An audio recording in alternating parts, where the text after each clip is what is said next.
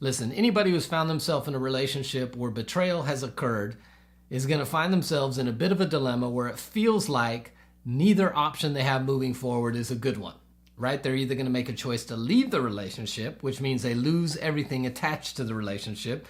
That could be a marriage. It could be the family they've always desired. That could be a financial thing. That could be the loss of a bunch of friendships and on down the road. Or the other option is they stay in a relationship risking the possibility that they might get hurt again by somebody who has already proven the ability to betray them one time.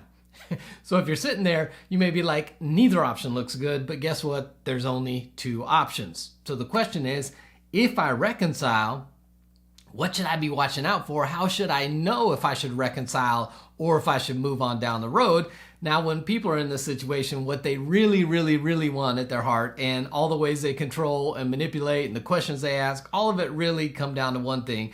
They really want complete assurance that they won't find themselves in the same place of pain somewhere down the road. Unfortunately, you can never get that full assurance because you're in a relationship with somebody else who you can't control, so that assurance will never come. I know what you're saying now. Hey, thanks for all the... Appreciate you, Eric. Thanks for all the good news, right? I know. But listen, I do believe, even though there is never a guarantee, you can never get full assurance no matter what another person says, no matter how much you control.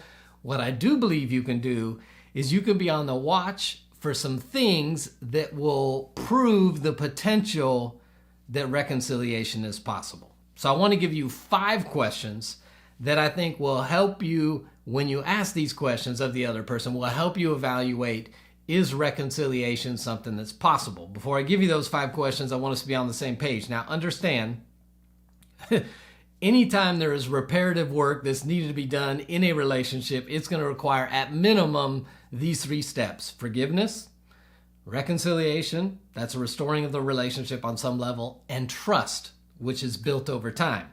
Now, you can't have reconciliation if you haven't first forgiven, but even a reconciled relationship does not mean you fully trust a person, right? So I can forgive you, which means I release you from the offense. You don't owe me a debt anymore. Reconciliation is I'm making a choice that I'm restoring the relationship so that this thing I've forgiven is not still between us in the relationship. But listen, that does not mean I fully trust you. So understand, you can reconcile. I forgave. We now have some kind of relationship again where this thing is not in between us anymore, but that does not mean that I'm fully going to trust you. That will happen over time as we watch patterns and we see track records. I need us to understand when I'm talking about the context of reconciliation here, all I'm talking about is forgiveness needs to be extended and we are restoring the relationship on some level. I am not talking about you fully trust the person again. All right, just so we're all clear. 5 questions, I think, if you ask, will help you evaluate whether reconciliation, we all need to forgive, but whether reconciliation is possible in the relationship. And before we jump in, if you haven't downloaded the free guide to intimacy below, hit that. I don't want to talk about it. It's just going to help you in 4 areas of your relationship. Get that. All right, 5 questions to ask. Question number 1 is, do they see what they did was wrong? You can feel bad about something, but also not really believe that the thing that you did was wrong. So you can see in the other person, well, clearly the thing I did really pissed them off, but I also don't know if what I did was really wrong. I just think maybe they're overreacting. Maybe they're too sensitive to the thing, or maybe they're just over-evaluating and they're not seeing it the right way. So I can actually kind of feel bad about something or feel bad the fact that you're really hurt, but yet not see that what I did was wrong. The problem is if they don't see that their actions were wrong, then probably in the future, they're also not going to see similar or the same activities as wrong again, because in their heart, they don't think they're wrong. Now, even if they didn't have a wrong motive, even if they didn't have wrong intentions, if you're going to reconcile with somebody, you need them to see that what they did was actually wrong. Otherwise, all you're guaranteeing is probably somewhere down the road, they're going to do something similar because, again, they didn't think it was wrong in and of themselves. So the first question you need to know is, did they really think that the thing was wrong? The number 2 question you need to ask is, do they take ownership? Do they own their own behaviors or actions? So if you're in a relationship And when dealing with the issue that they've done, if instead you get from the person is justification, explanations about it, maybe rationalization around it, maybe even worse, blaming you about it, that's not a person that you probably are going to be able to reconcile with, because they're not fully owning and taking responsibility for the thing that they did. Now, what they may be saying is, the reason I did blank was because you did blank, or because you did not do blank. And that person is not taking full ownership of their abilities, because I don't care how terrible your relationship is. I don't care how much somebody neglects you or how poor they are to you. None of that forces you to now do anything. You can leave that relationship anytime you want. So to put it on somebody else and say, well, the only reason I did this was because you did this, or because you don't do this, or some other outside force happened in my life that now caused me to do that, a lack of taking ownership in that situation is going to put you in the same place somewhere later down the road, right? Because people like that who don't take ownership over their actions, guess what also they don't take ownership over? Their own personal growth and change in their lives, which means these people usually only exhibit change when somebody's thumb and pressure is on them that forces them to be in a state of change. And as soon as that pressure is relieved from them, guess what they're going to do? They're going to revert back to what they always did, because they have not fully taken ownership. You need to have somebody who fully takes ownership of everything they've done, takes responsibility for all of their actions, regardless of what they think may have contributed to it or may have what caused it in the relationship. If you find somebody who will not take ownership, that's a hard person to get to realize what they've done and to actually make change in the relationship. I would not have a whole lot of hope that there would be something different somewhere down the road if the person's unwilling to take ownership over everything they've done in this relationship to cause the pain and hurt that they've caused. Question number 3 is, do they acknowledge the consequences? So somebody may be sorry, they may express some remorse or whatever, but do they really understand the consequences of their actions and how their actions have negatively impacted you or maybe other people in their lives? Somebody who doesn't fully understand or acknowledge their consequences usually is somebody who lacks empathy. And somebody who lacks empathy is a scary person to be in a relationship with, right? Because our ability to empathize is the way that we have the ability to put ourselves in somebody else's shoes and then ask the question before we ever do something, if I do this, I wonder how that will impact them. Or how would I feel in a similar situation if somebody did something similar to me, so that I can put myself in their shoes, evaluate how I would feel, and maybe that would contribute to whether I decide to do this or not. Someone who can't empathize is somebody who you do not want to be in a relationship with, right? Because at the end of the day, there are consequences to every decision we make, both good and bad consequences, right? If I do things that have a good result, that's a good consequence. If I do things that have a bad result, that's a bad consequence. But every decision I make has some consequence, good or bad.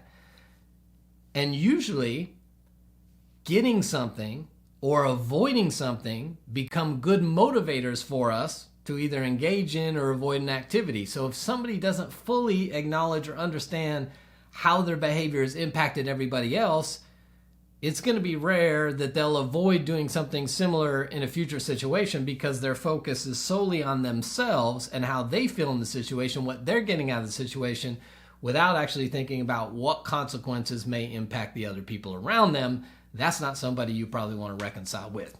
Question number 4 is, do they express remorse? Now, we have lots of words for this, right? Apologize, I'm sorry, repentance. And listen, people can be sorry for getting caught and not have true sorrow over what they've done and how it's impacted other people. So you definitely want to evaluate, is this person just sad they got caught? That's called worldly sorrow. Or is this person truly repentant and sorry that they, 1, maybe went against their own values, but 2, also hurt somebody they said to care about? That's godly or true sorrow, right? We want somebody who's actually expressed remorse. So I can say I'm sorry, but if I keep doing the same things, I'm not sorry. I can say I'm remorseful, but if I continue to hurt you, am I really that remorseful, right? I can say I'm repentant, but if my behaviors don't change, am I really repentant? So you want to evaluate, is this person truly remorseful? And what that will look like is not only can they start with the beginning of remorse or apology or sorry, which is a verbal assent. Hey, I'm sorry. I apologize. I feel terrible for what I've done. But that verbal assent is backed up with actual behavior and actions. So if somebody says, I'm sorry, but the behaviors aren't lining up that show that they're sorry and they want to do something in a different direction and in a better way, I don't know if they're truly remorseful. And that's probably not somebody that you want to reconcile with. Question number 5 is, do they value transparency? Is this a person that wants to bring the whole truth to you? Is this a person that wants to be an open book when it comes to their life and their relationship with you? Is this person that wants to be fully honest in every area of their life, not withholding anything? Full transparency is the only way to reconciliation and ultimately to trust again in the relationship.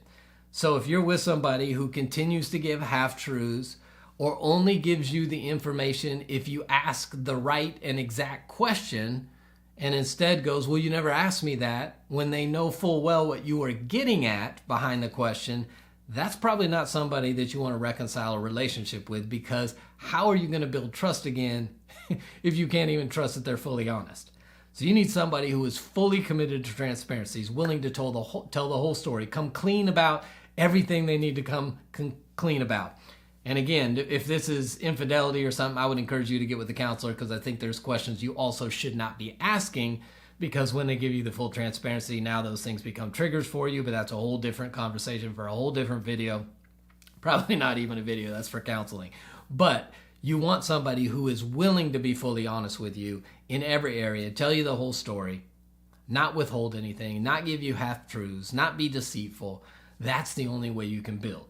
So the question is, how do I know if somebody is worth reconciling, or we have the ability to reconcile in a relationship again? I think it's somebody who is truly remorseful, somebody who cares about what their actions have done to you and how they've hurt you. I think it's somebody that takes full ownership and responsibility. I think it's somebody who's committed to truth moving forward. I think that's somebody that you can move from forgiveness, which I think we owe everybody, because all that does is keep us trapped, into reconciliation, which is this is no longer between the two of us, and maybe provide a pathway where we can begin building trust again in the relationship. So I'd love to hear your thoughts on those 5 questions you need to be asking. Again, if the answer to some of those are no, I would probably pull back and maybe get some outside wisdom and slow down the whole reconciliation process, because this probably is a person who's going to do what your greatest fear is, which is just hurt you again in the same way, because they're not showing the markers that would indicate that they want to change and do something different in the relationship. But again, even if the answer to all of these is a resounding positive, they're doing great, let's go, we still need to build trust. So don't give trust back all at once. That will be built over time. I'd love to hear your thoughts on that. If you're questioning the whole trust thing, I'll leave a couple videos at the end of this video for your checkout, specifically on trust and how you know if you can trust and how you evaluate trust in a relationship. So you can check those out. And until next time, I'll see you right back here on RelationShots.